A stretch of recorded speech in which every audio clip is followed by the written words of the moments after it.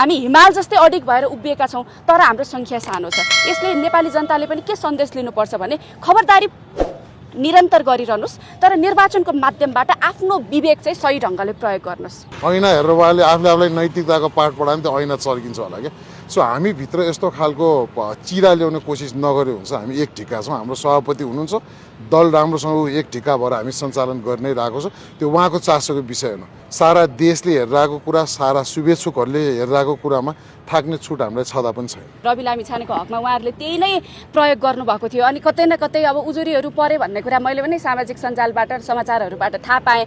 अनि हिजो आफूले त्यही गरेको अनि रासोपाले पनि त्यही गर्यो कि भन्ने कोणबाट उहाँले त्यो प्रेरित भएर त्यसरी भन्नुभएको हुनसक्छ। एजले सानो होला, सङ्ख्यामा कम होला, तर हामीले पनि उत्तिकै आवाज त बोकेर आएको हो नि त। हामी गलत छ भए बरु गलत छ भनेर पुष्टि गरिदियो हुन्थ्यो। तर एउटा सिस्टममा अलिकति